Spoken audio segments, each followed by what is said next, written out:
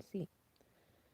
And to be honest, I'm not 100% sure how this is going to go, but I'm recognizing that exactly what I want to talk about is, well, I kind of need to practice what I preach because I've been thinking about, well, what the star card represents in the many things it represents, and then also how that relates to the divine feminine journey. And one of the biggest things is that feminine energy is flowing and receptive, and it's about intuition. Whereas, masculine energy is more about instinct and action and resistance and stability. They both work with each other. But and both need to learn both. That's why I often promote, like, don't just go with the feminine path, look into the path of the emperor side stuff too. And, look into both. But in terms of this one, like for the star card, we see a feminine figure in there, and she's flowing between the water in the pond and the water that she's pouring onto the ground. And we can see that, she's naked, and it's nighttime in the card. And what that's had me thinking a lot about, especially while I've been, for lack of a better way to put it, kind of grounded physically and more in my head and not really knowing, what's going on and what's going on around us. And I'm thinking about those times with our twin flames when we're not in full communication or we're in no communication and we're kind of in the dark. And there are many times in our lives that that happens. It can happen with politically, it can happen with friends and family, it can happen with our kids, our health. There's all sorts of times when we're kind of in the dark. And those are most often the times when our ego kicks in and tries to, like, we try to plan things or we want to know how something works or why or how long are we going to wait. And I mean, this often manifests in the twin flame journey of like, well, it's been 3 days or 3 weeks or 3 months or 3 years since I've heard from my twin. What's going on? And what is the point of this darkness or this stillness, this quietness? And what I found most often, both in my own journey and the journey of other divine feminines and masculines that I've had the pleasure of both working with and just chatting with, is that we often run into times of no contact and no communication when we need to learn that faith, just that receptivity to whatever is in this moment. And that's something that really, I don't know that it can necessarily be taught. I actually had a conversation with another divine feminine recently about that. Like, how do you teach someone else that faith? Like, say you have some people around you that are even instigating things, or you have um, family members that are fighting with each other, and you can see from kind of a hawk's eye view exactly what's going on, and maybe some ego here and some id there, but you see what's going on, you know what needs to be done in order to correct the situation, but is it is it necessary for you to step in and control the situation? Or should you step back and just allow the situation to flow? Allow them to work it out as they need to. And unless absolutely necessary, you stay out of it. And it's kind of similar with our twin flames, especially divine masculines that are either still very immature or just very prideful, or they're in karmic situations of different kinds. It could be with a romantic karmic, it could be with like bad habits, drinking, workaholism, things like that. And it's difficult for a kind person and a nurturer and a feminine who's not quite healed in that receptivity energy to not want to do something. I mean, you want to help, you want to rescue, you want to say, hey, get the move on.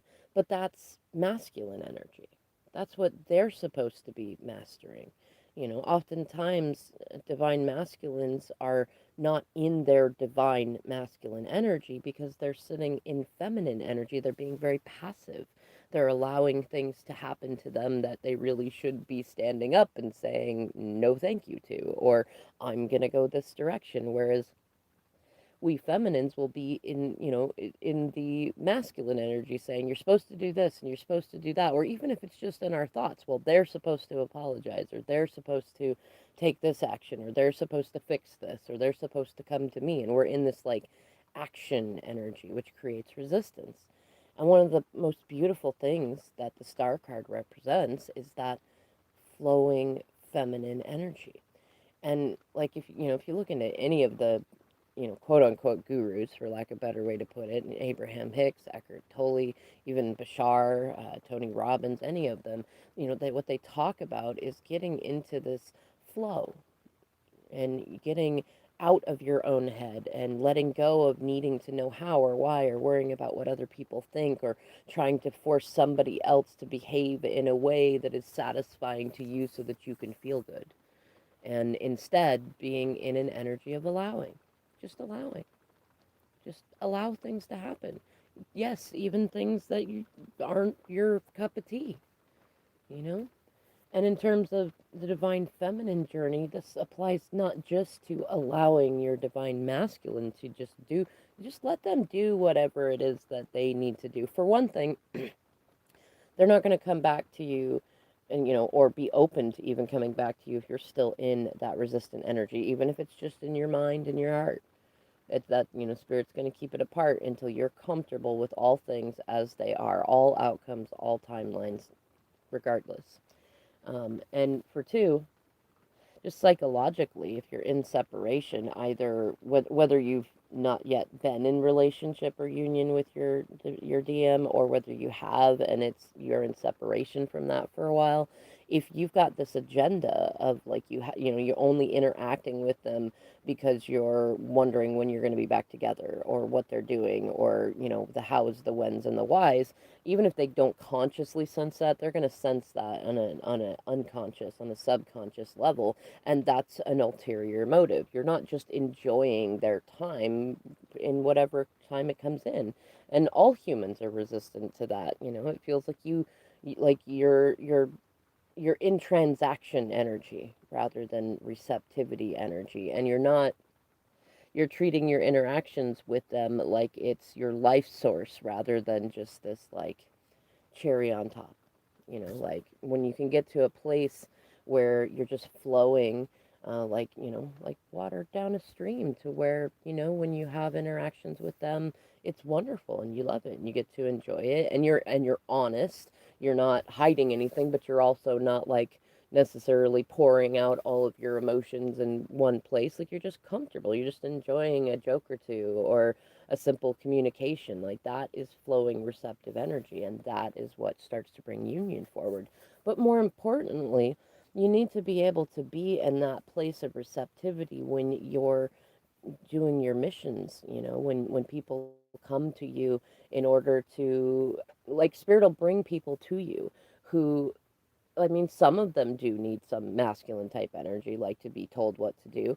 But even in situations where you have people that, seem like they want you to tell them what to do, 9 times out of 10, that's not really what they need. They might ask for that. But it's like when somebody says, I had this dream, can you interpret it for me? One of the best things you can do first is ask them what they think it means. And yes, it seems backwards, because like, why would they reach out to you and ask you what you think it means if they hadn't already thought about what they think it means? But a lot of people haven't. And even if they have, sometimes you can, ask a question about it that they had not thought about it in that way. And, it's much better to teach people how to access their own inner guidance systems. And that's what really creates healing, because you're not healing anyone. Like, mission work is not healing people, it's not telling people what to do. You're just simply a receptive energy where people can come and be safe and share things, and that, as you hold space for them and they learn to access their own inner world and trust that, then they end up doing similar missions for other people, and that creates ripples. A lot like the star card, the woman in the card, that she puts her, her one vessel into the water, and it creates ripples in the water. Like every little thing that you do and anybody does creates ripples. And if you're still in an energy of like telling people what to do, or like you have the one right way, or anything like that, you're creating that same sort of energy that ripples out. And that's not necessarily going to, well, I mean, it's not bad. If you feel called to do that, do that. I've had moments where I've done that. But what I'll say is, it seems more effective and seems to bring more positive energy back to me, is getting in that space to where I'm just receptive to what comes in. And then I find that I get just as much communication from spirit through the people reaching out to me as the communication I'm able to flow to them from spirit, or even just from themselves to themselves. Sometimes it's easier to hear what we already know when we can just kind of reflect with somebody who's not got an agenda. And it's important too, like when you get, especially getting to this step, to recognize, like, yes, Spirit uses our twin flames to help us learn a lot of valuable lessons about manifesting and self love and just being in comfortable energy. But if you really feel that you're on a twin flame journey, then it doesn't end at union. And it doesn't end really. It's a mission. It's a journey. It's a whole thing of its own way. You're meant to help the world in some sort of way, and you can take credit for that in many great ways, and in other ways, it's just is what it is. It's spirit. It's human, the collective consciousness, like molding itself in many great ways. um but a lot of folks still get stuck on that, just focusing on union. And most of the people that I've seen, and even with myself, when it comes to getting into union, the way you get there is by not focusing on getting into union. And how do you do that? Most often, the the the path of least resistance is to focus on your journey work, on your not you do your shadow work, you get through that, and then when you get to a place where you're comfortable with yourself and you got the self-love, and you've given yourself permission to think about your twin flame just as often as it comes in, but you're also not obsessing, then it's like, what do you do with yourself? And sometimes it's hard to get to that place where you can focus on a new business or family or things like that, because there's a middle piece in there. And sometimes it's easiest to focus on the missions. And you're not always going to know what the missions are. And a lot of them aren't going to come to you until you're in a place of receptivity. And then they'll come to you. And you become a cooperative component for them, and they become a cooperative component for you. Just like in the star cards, when she's pouring and pulling water from the pond and pouring water out onto the ground. Like it's kind of a good example of when you're, like Abraham Hicks talks about, when you get divine inspiration. Like you might be sitting and working, I don't know, maybe you're like reading the most interesting book, and suddenly you have the urge to just go walk around the block, and you don't really know why. It might not be a normal thing to do. Maybe it's even raining and it seems very contrary to go do that, but do it anyways.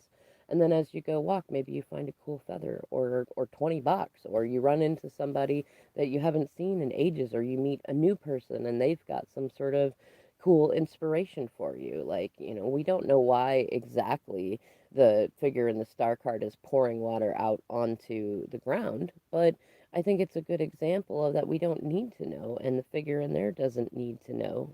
She's just doing it because she knows that there's something about it that is right, and she's doing it. And who knows, maybe she's watering some rare plant that she didn't know was there, but because she listened to spirit, she'll come back to that spot in the spring, and it'll be some sort of cool medicinal herb that, like, she really needed in a time that she didn't expect to need it, and it's right there. Anyways, I hope that this part C of this lesson has been helpful. I'm going to try to keep doing some more videos as I have the energy to do it. I know that a lot of the star card itself is actually related to Aquarius, so I find it very fitting that where I last kind of left off and where I'm continuing on is with the 17th card, with the star card. So if you have any specific questions that are related to this particular step, feel free to leave them in the comments below. Otherwise, I miss you all, and I appreciate all of your likes, shares, and comments. They're so much fun. And I'll see you, or you'll hear from me in the next video.